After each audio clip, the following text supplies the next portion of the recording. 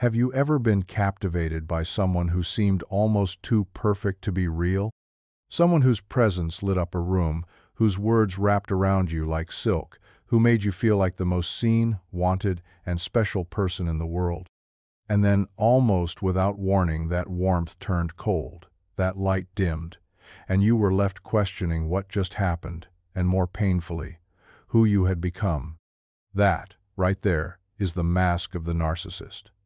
It's not a face, it's a performance. A carefully designed illusion built to enchant, control, and conquer. Their charm is not connection. It's strategy. Their affection is not love, it's currency. They move through the world not looking to relate but to dominate. To them, relationships aren't sacred, they're stages. And you? You're not a partner. You're a mirror meant to reflect their imagined greatness back to them. The illusion they craft is seductive. They wrap you in admiration, make you feel chosen, make you believe that your value has finally been recognized. But it's all part of the script.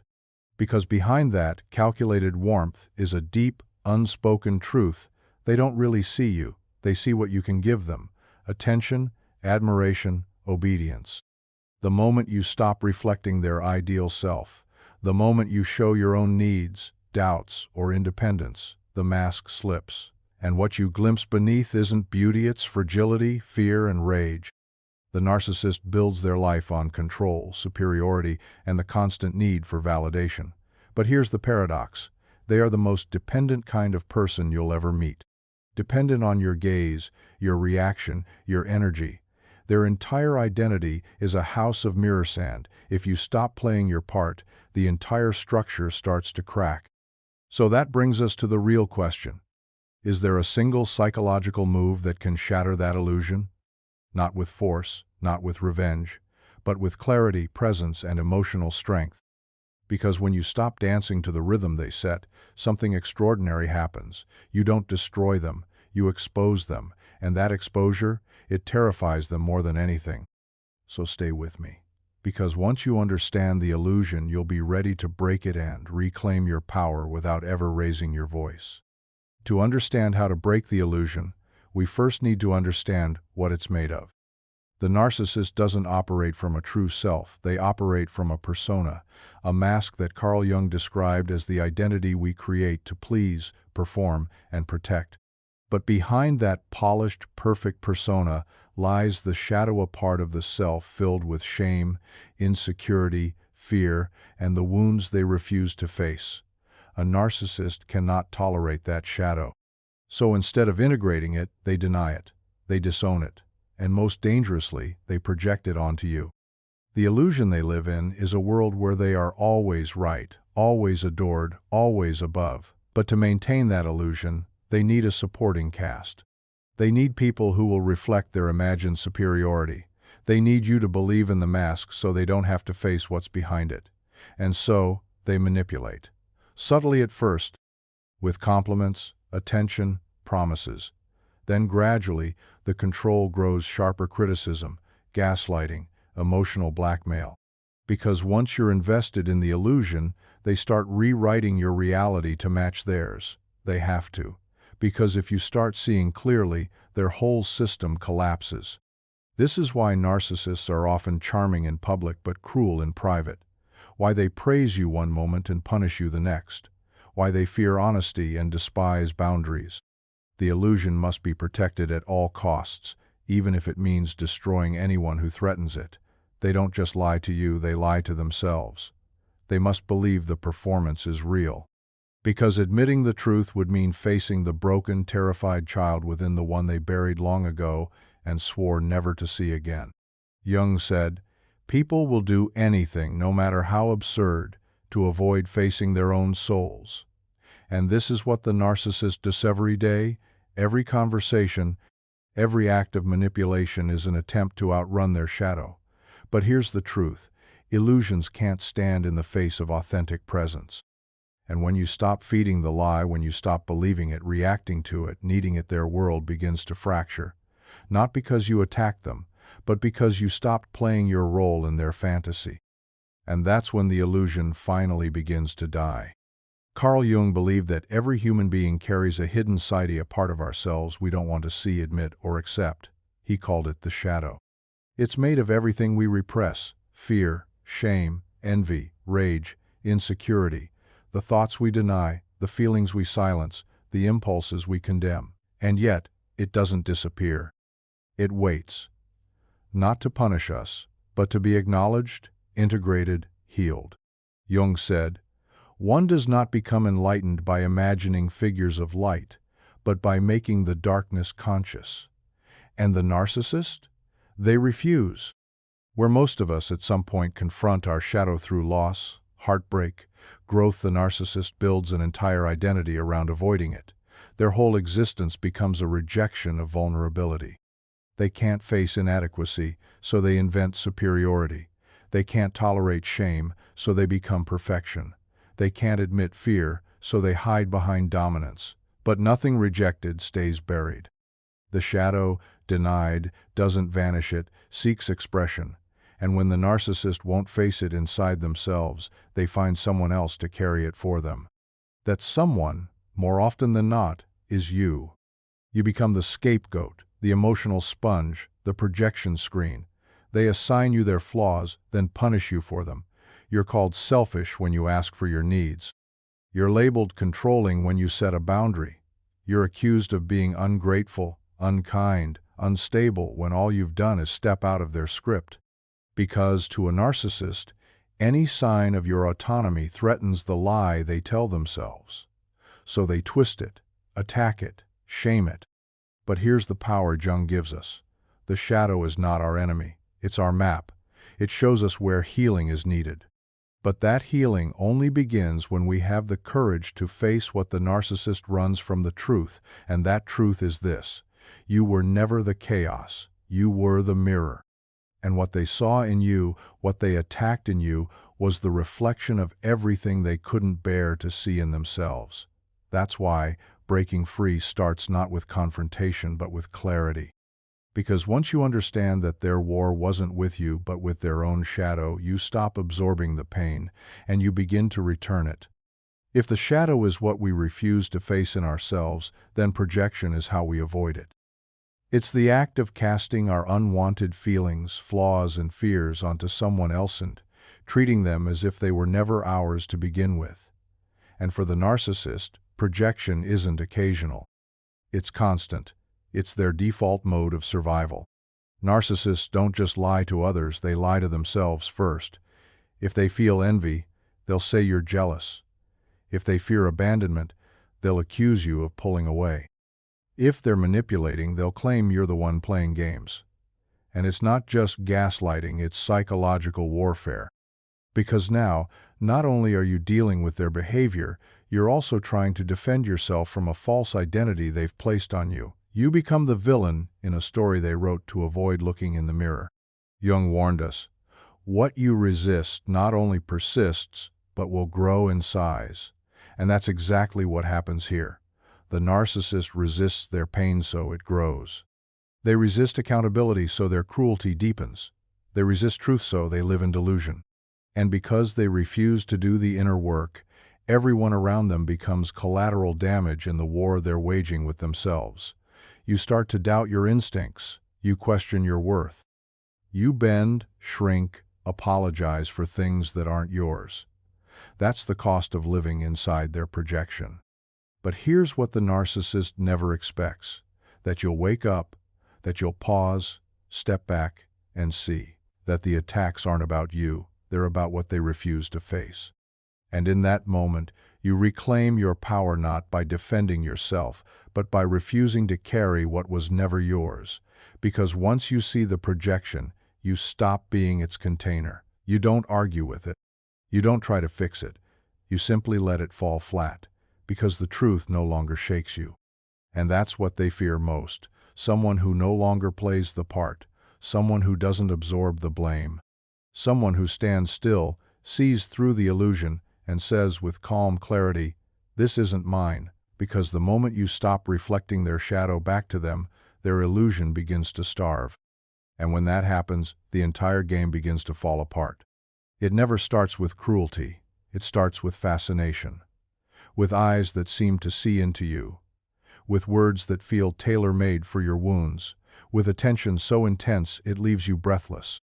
That's how a narcissist enters your life, not as a threat, but as a dream. They don't walk in like a storm, they glide in like a rescue. And it feels so good at first that your instincts go quiet. You stop questioning, you start surrendering. This is the seduction of control. It's not about force, it's about flattery, about making you feel special, chosen, seen. They mirror your dreams, echo your values, listen just long enough to know what to say, and then they say it perfectly. They tell you what no one else has.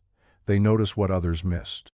And, in that moment, you mistake recognition for love. But what they're really doing is learning your blueprint, figuring out what will keep you hooked. Narcissists don't fall in love, they conquer. They study you like a strategist studies a battlefield, and every gift, every gesture, every whispered promise is a move. They wrap control in the language of care. They disguise possession as devotion. I just want to keep you safe. I can't live without you. No one will love you like I do. It sounds romantic, but listen closely. These aren't declarations of love. They're early signs of ownership. Because the goal was never intimacy, it was dominance. The moment they feel they've secured your loyalty, the mask begins to slip. What was once affection becomes control. What was once attention becomes surveillance. And what once felt like love begins to feel like a trap. But by then, you've already been woven into their illusion. Your heart has already opened. Your energy has already invested. What you thought was connection was actually a contract, one written in invisible ink, binding you to their emotional needs, their narrative, their survival. You didn't fall in love, you were recruited. And now, every step you take toward freedom feels like betrayal. That's how deep the illusion runs. But there's one thing even they can't fake forever: consistency. Eventually, the charm fades. And what remains is the truth: this was never about love. It was always about control. You didn't volunteer for the role you were cast. Slowly, subtly, the narcissist assigns you a part in their script. And if you're an empath, a giver, a fixer, it almost feels natural. You want to help. You want to heal. You believe that love means sacrifice. And that belief is the open door through which they walk in and build their throne. Narcissists don't just seek admiration, they demand emotional obedience, and they find their most loyal followers in those who confuse compassion with responsibility. You're not chosen because you're weak. You're chosen because you're strong, because you'll endure more, bend further, try harder. You'll explain away red flags, excuse bad behavior, believe in their potential long after the mask has shattered. They see your strength and twist it into servitude. At first, they praise you for being understanding, generous, loyal. They make you feel like you're their anchor, their only hope. But over time, that praise turns into expectation. What was once voluntary becomes mandatory. You're not allowed to have bad days. You're not allowed to pull back. The moment you stop feeding their illusion, you're punished through silence, blame, or emotional withdrawal. Suddenly, everything becomes your fault.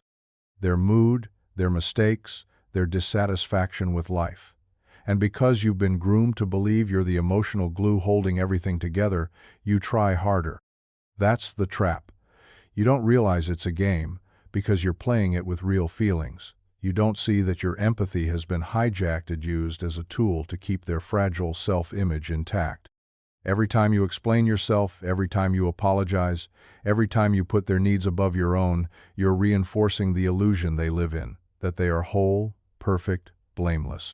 And that illusion only survives if you keep reflecting it back to them. But here's the truth. This isn't love. It's emotional labor, masquerading as intimacy. You were never supposed to fix them. You were never supposed to shrink yourself to fit inside their fantasy. And the moment you stop playing the role, when you stop reacting, stop absorbing, stop rescuing, you disrupt their entire narrative. Because without you to prop it up, the illusion begins to crumble. And for the first time, they're left face to face with what they've tried to escape all along, themselves. There's something you never signed, but somehow you're bound to it. An invisible contract. It's not written in ink, it's etched in silence, in expectation, in the slow, creeping conditioning that taught you, as long as I keep them happy, I'll be safe. That's the agreement. Keep the narcissist inflated, or face the consequences. Because make no mistake, there are consequences. The moment you stop smiling on cue, stop absorbing blame, stop participating in their fantasy, the punishment begins. Their wrath isn't always loud. Sometimes it's cold, distant, icy silence that says more than words ever could. Other times, it's explosive, a barrage of accusations, projections, insults designed to reduce you to the version of yourself they can control. But it always comes when you do the one thing they cannot tolerate. Assert your independence, set a boundary, speak a truth that doesn't align with their illusion. To the narcissist, these aren't acts of self-care, they are acts of war. Because your honesty exposes their dishonesty. Your boundaries highlight their invasiveness. Your self-worth reminds them of the void they're running from. They can't stand to be seen in the light of your clarity. And so, the contract exists to protect their illusion. You give them the role of perfection, and in return, you get a fragile peace. But that peace costs you everything: your voice, your authenticity, your joy. Here's the quiet tragedy. You keep fulfilling the contract, not because you believe in it, but because you fear what happens if you stop. You fear being blamed, abandoned, misunderstood. But what if I told you that breaking the contract is the beginning of your liberation? That the illusion only works when you participate in it? The moment you say, "No more," not in anger, but in quiet resolve, you shake the very foundation of their identity. They will call you cold, selfish, cruel. But they're not describing you, they're describing the absence of the control they once had. And in that absence, their illusion starts to collapse. Because without someone to reflect their fantasy, it disappears. The contract was never real. The love wasn't unconditional. But your freedom? That's yours to claim. And it begins the second you stop playing your part. It always starts with a whisper. Something inside you begins to stir, a tension you can no longer ignore. A question that keeps rising, no matter how many times you try to push it down. Is this love, or am I just surviving? That question is the crack in the illusion, and from that crack, light begins to enter. Awareness doesn't arrive all at once. It unfolds quietly, steadily, until the patterns become impossible to unsee. You start to notice the repetition, the praise followed by punishment, the chaos masked as care, the cycles of guilt and charm and silence and rage. You stop justifying it. You stop blaming yourself. And in that moment, something profound begins to shift. You see not just what they do, but why.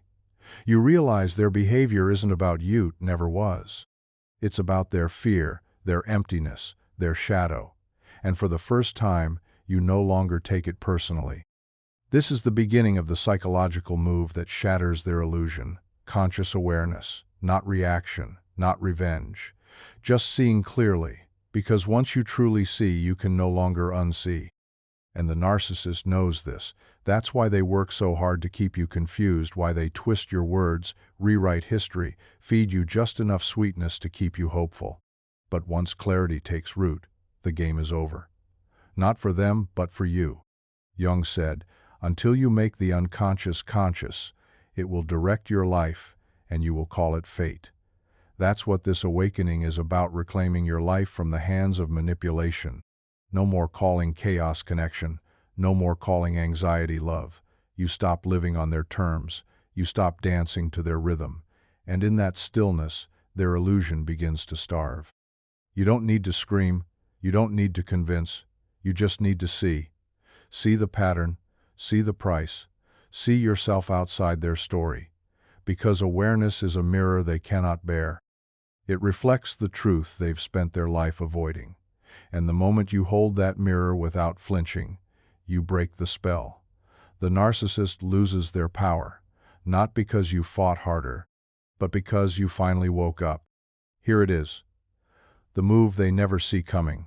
the one act that unravels the illusion they've spent their entire life constructing. It doesn't involve shouting. It doesn't involve begging. It doesn't even involve confrontation. It's much simpler and far more powerful than they could ever prepare for. Radical emotional detachment. This is where the game ends, not because you've destroyed the narcissist, but because you've stopped participating. You don't react to their provocations. You don't defend against their accusations. You don't explain your boundaries or justify your silence. You become unshakable, not cold, not bitter, just clear. You stop being a sponge for their projections and become a mirror instead. Reflective, neutral, unbothered, and that terrifies them. Because a narcissist feeds on reaction. Your anger, your tears, your confusion, it's all fuel. It's how they confirm their control. It's how they tether you to their emotional chaos. Every time you plead, argue, prove your worth, they win. But the moment you truly stop, they begin to lose grip. You no longer validate their superiority. You no longer exist to stabilize their identity. You no longer dance around their fragile ego. And in that stillness, their illusion begins to starve. Detachment isn't indifference. It's presence without absorption. It's love without losing yourself. It's being there without being used. You're no longer carrying the emotional burden for two. You're no longer protecting them from the truth of who they are. You're letting them face the mirror alone. And yes, they will escalate. They'll try to provoke a reaction. They'll bait you with kindness, then punish you with silence. But when you don't react, when your peace becomes louder than their chaos, they unravel. Because without your emotional compliance, the illusion collapses. And in that collapse, something beautiful begins. You come home to yourself. This move, this sacred refusal to be manipulated, becomes your quiet revolution. Because when you stop reacting, you stop bleeding energy. And when you stop bleeding energy, you begin to heal. You realize the greatest power isn't in controlling others, it's in mastering your own presence. That's what they never counted on. That's what they can't survive. There is nothing more deafening to a narcissist than your silence. Not silence laced with resentment or repressed rage, but the kind of silence that is rooted in clarity, in sovereignty, in truth. The kind that no longer needs to argue, defend, or explain. Because the moment you stop talking, they are left to face what they've spent their entire life avoiding, their own emptiness. You see, narcissists don't just feed on words, they feed on engagement. They crave the drama, the reaction, the emotional dance that keeps them at the center of everything. When you speak, they twist your words. When you explain, they weaponize your truth. When you cry, they use it to regain control. But when you're silent, not as a tactic, but as a truth, you become untouchable. Silence is not absence. It's presence without permission. It's choosing to disengage from a game you never agreed to play. And for the narcissist, this is unbearable. Because silence doesn't just starve them of attention, confronts them with the void they carry inside, a void they've spent years covering with noise, chaos, and control. Your stillness forces them to hear their own echo. And that echo, empty and unreturnable, reveals the truth. Without someone to dominate, their identity dissolves. They'll try to provoke you, accuse you of being passive-aggressive, cold, heartless. Not because your silence is cruel, but because it refuses to validate their performance. And in that refusal, you reclaim your power. Because silence is a boundary they can't argue with. It's a wall they can't climb. It's a mirror that shows them what they've become, without a single word spoken. This silence isn't punishment, it's liberation. It's stepping out of the cycle of chaos and choosing peace, over and over again. It's knowing that sometimes the most powerful response is no response at all. Because when you withhold your energy, your words, your attention, you're no longer feeding the fantasy, you're standing in your truth. And that truth, delivered through silence, is the one sound they can never control. So, if you've ever been told your silence is dangerous, believe it. It is. But not to you. To the illusion. And that's exactly what needs to die for your healing to begin. It doesn't happen with a bang. It happens with a slow, almost invisible unraveling. Not outside, but within them. The moment you stop reacting, stop engaging, stop feeding their illusion with your attention, the cracks begin to form. At first, they don't panic. They test, they push, they provoke. They dangle the same bait that used to work: a guilt trip, a compliment, a sudden burst of affection laced with expectation. But when none of it lands, when your silence remains unshaken, something terrifying begins to dawn on them. They've lost control. And control isn't a preference for the narcissist, it's survival. Your attention wasn't just desired, it was necessary. It was the mirror in which they saw their false self reflected again and again until it felt real. Without it, they face a void they cannot fill. The illusion begins to tremble.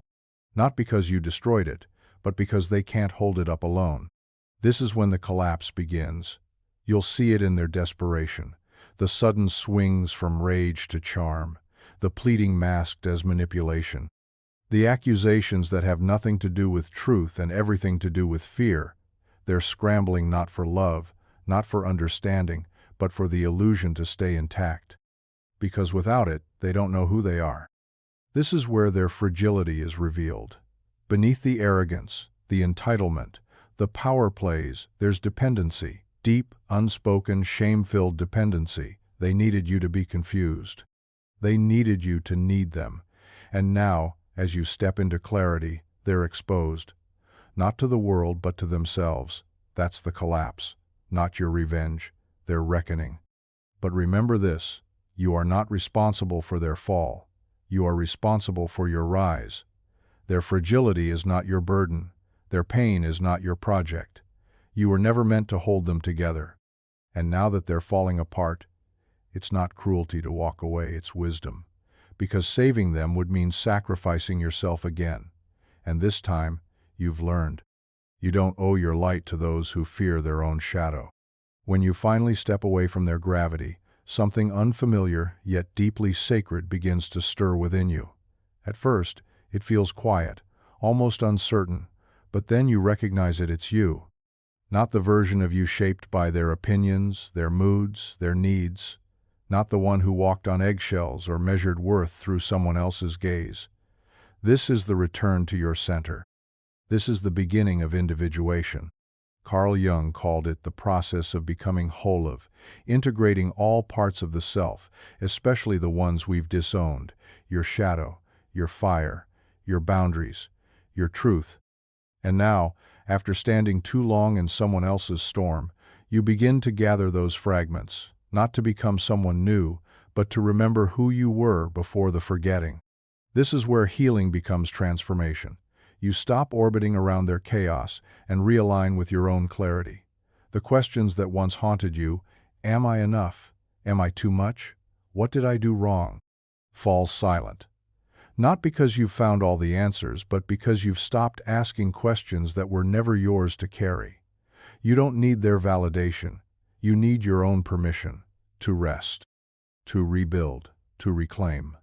Individuation isn't about perfection, it's about integration. It's facing your own shadow and holding it with tenderness instead of fear. It's no longer needing to be good enough for someone who could never see your worth. It's learning to belong to yourself before belonging to anyone else. And the beauty of this moment is quiet. There's no dramatic ending, no applause, no grand revelation, just the steady return to self-trust. The growing awareness that you no longer need to explain your peace, that your calm is no longer a reaction to chaos, but a homecoming. You stop performing, you start living, you stop surviving.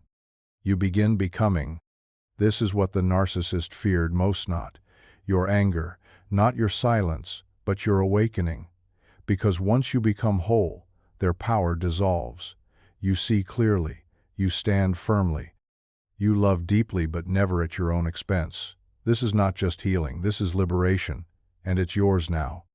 And in the end, after the silence, after the boundaries, after the collapse, you became the one thing they never expected. Not cruel, not broken, not vindictive, but free. You became the mirror they could no longer control, a reflection they couldn't manipulate, a presence that didn't flinch, didn't explain, didn't kneel, And that, more than anything, was their greatest fear. Because the truth is, narcissists don't fear being abandoned, they fear being exposed. And when you detached not in anger, but in clarity, you didn't just disrupt their illusion, you revealed it.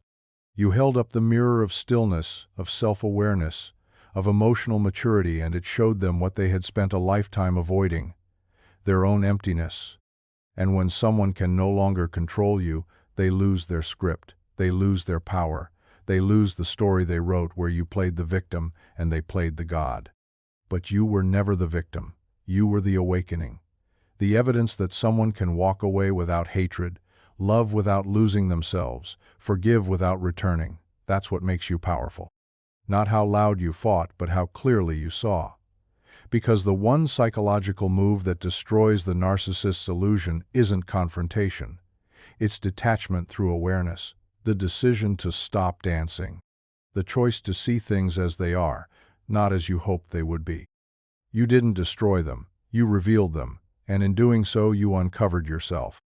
Not the self shaped by fear or people-pleasing or second-guessing, but the self who stands rooted, radiant, whole, the self who knows that peace is not earned through suffering, it's chosen through truth.